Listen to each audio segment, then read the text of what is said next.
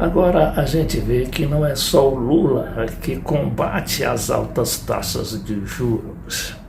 É praticamente toda a sociedade brasileira, incluindo aqui algumas vozes conservadoras, como a da jornalista Miriam Leitão, uma tradicional amiga e defensora do Banco Central.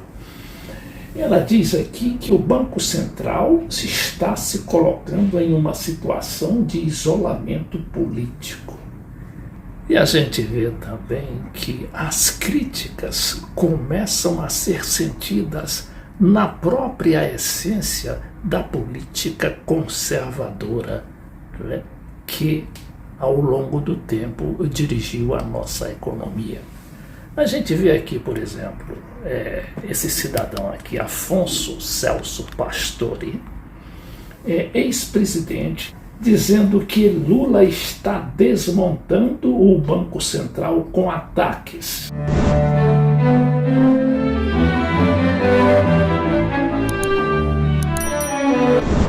Mas vamos começar aqui com o Lula, né? A defesa que o Lula faz é para que os juros sejam baixados imediatamente. Quem está brigando com o Banco Central hoje é a sociedade brasileira. A Confederação Nacional das Indústrias está brigando com o Banco Central. A Federação das Indústrias de São Paulo, que é a maior do Brasil, está brigando com a taxa de juros. Os varejistas do Brasil, os maiores varejistas do Brasil, estão brigando com a taxa de juros. Os pequenos e médios empreendedores estão brigando com a taxa de juros. As pessoas que precisam de crédito para tocar a economia e tocar as suas atividades estão brigando com a taxa de juros. Porque é irracional o que está acontecendo no Brasil. Você tem uma taxa de juros de 3,75 com a inflação de 5%. Ou seja, cada vez que reduz... Ou seja, uma inflação de 5% e uma taxa de juros de 12,75%. E não há nada que faça o Banco Central recuar.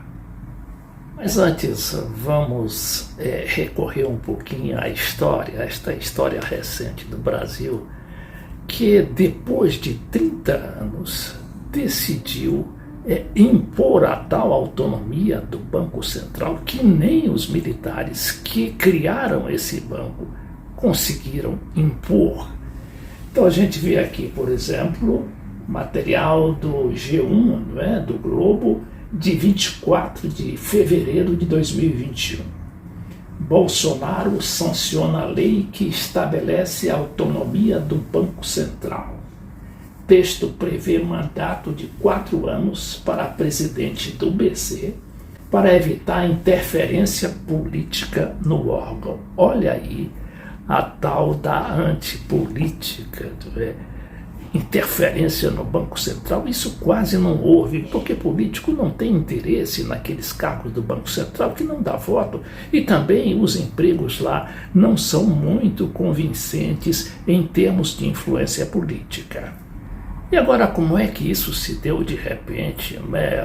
O projeto aprovado pela Câmara chega ao Bolsonaro, não é? Sem nenhum tipo de debate nacional, de discussão sobre aquilo que sempre foi, que a sociedade brasileira sempre repudiou, que é essa autonomia do Banco Central, que a gente sabe que aquilo ali são os grandes banqueiros organizados através de representantes, né, super obsequiosos a esses banqueiros que ditam a política financeira.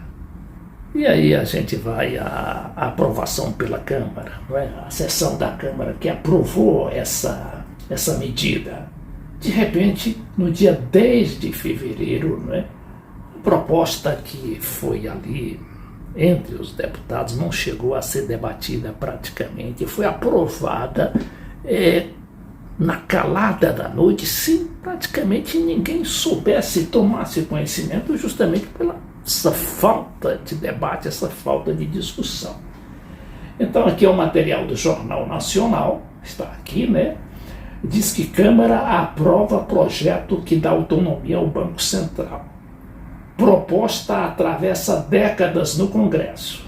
é debatida desde 1991 e está na lista das pautas prioritárias do governo para o ano em documento entregue pelo presidente Jair Bolsonaro aos presidentes da Câmara Arthur Lira e do Senado Rodrigo Pacheco. Bom, o que diz aqui é que a proposta já tinha sido aprovada também sem debate no Senado, não é? E chegou na Câmara. A Câmara não fez nenhum tipo de emenda a esse projeto para que justamente voltasse para o Senado. Então, diz aqui, nesta quarta-feira, os deputados aprovaram integralmente o texto que veio do Senado em novembro de 2020 e que prevê que o presidente e diretores do Banco Central terão mandatos fixos de 4 anos. O mandato não vai coincidir com o do presidente da República, uma forma de blindagem contra as pressões políticas. O BC deixa de ser vinculado ao Ministério da Economia.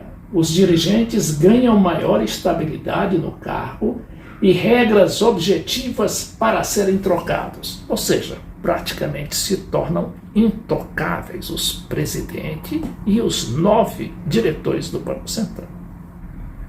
O material do Jornal Nacional ainda diz que o projeto vai dar autonomia ao Banco Central, vai fazer com que acabe a ingerência do governo federal, ou seja, do presidente da República, sobre o banco.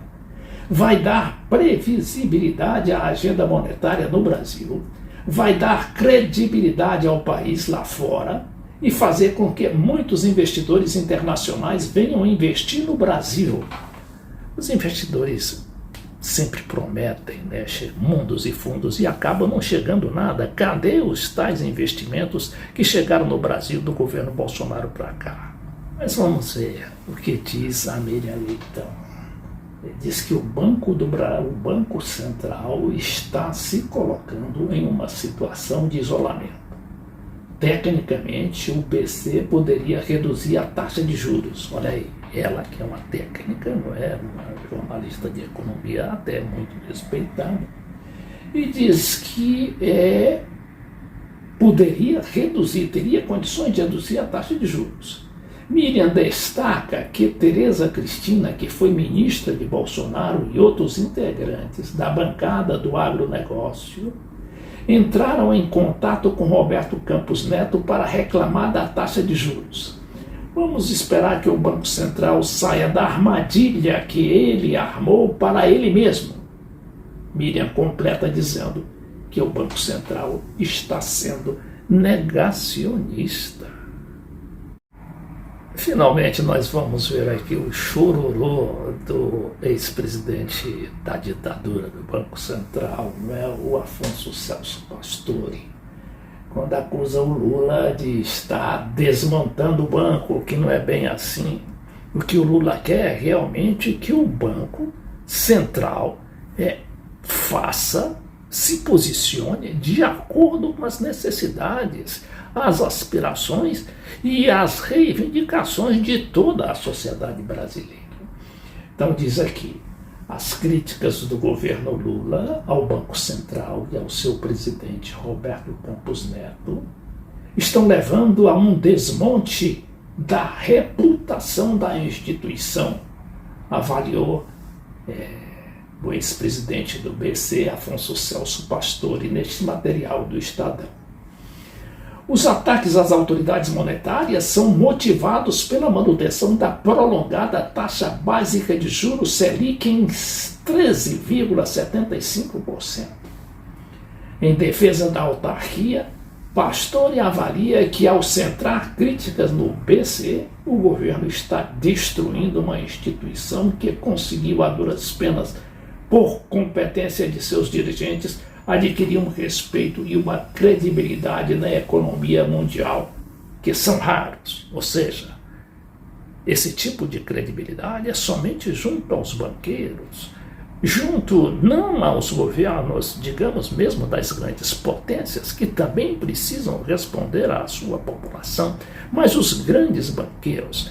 Porque muita gente pensa, por exemplo, que o banco lá da Europa, o Banco Europeu, o Banco Central Europeu, é constituído de bancos, né, estatais, mas não é de nenhuma maneira, são todos grandes bancos privados que controlam ali a economia europeia, o mesmo ocorrendo com o Federal Reserve Bank, que é o Banco Central dos Estados Unidos, e que o Banco Central do Brasil aqui foi muito espelhado, né, nessa política, nessa doutrina ditada justamente pelos banqueiros.